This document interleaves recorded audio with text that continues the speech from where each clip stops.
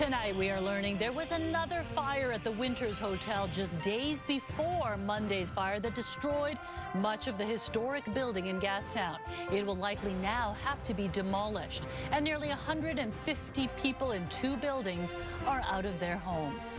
Good evening, and thanks for joining us tonight. There are questions as to whether the sprinklers or fire alarms were working at the time of the fire.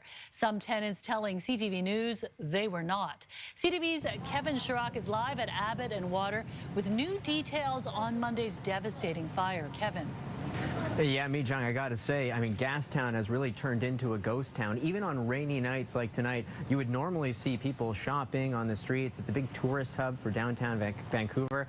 That's simply not the case as a result of yesterday's massive fire that just tore through the historic building right behind me, the Winters Hotel. And as you can see, police have taped off the area. That's because this is now known as the collapse zone, and that's impacting several businesses in the area as well. CTV recently obtained video that just gives you an idea of the damage to the building, and you can just see from the aerial view the roof is just completely caved in, but the damage could have been a lot worse. Officials today saying that all 71 residents are now accounted for, so that is very good news there. I spoke to 2 tenants today, 2 displaced tenants from the building today, who are now not only searching for a new home, but they're also searching for answers. This is all that remains from the Winters Hotel on Abbott Street.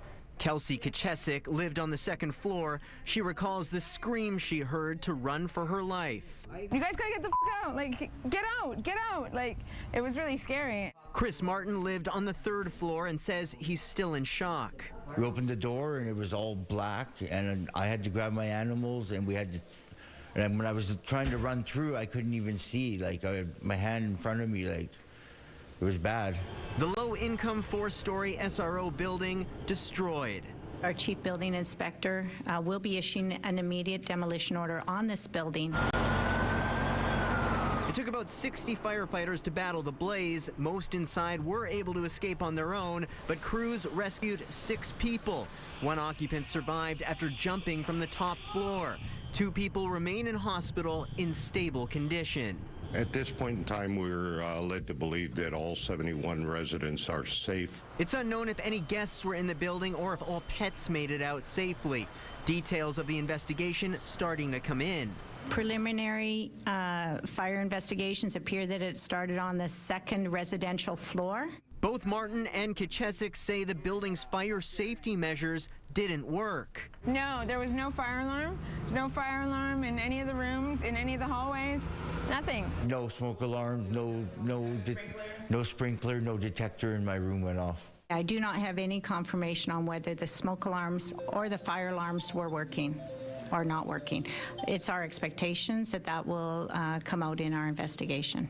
The Heritage Building houses 6 businesses, including the Flying Pig restaurant. 7 others are impacted by the temporary closure on Abbott Street in case the building crumbles.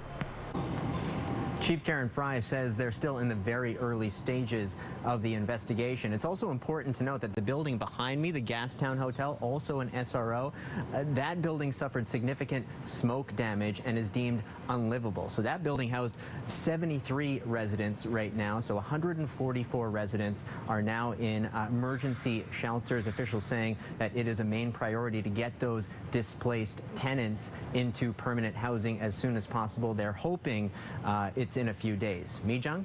So, Kevin, this fire has turned so many people's lives upside down. Do we know anything more about what caused it?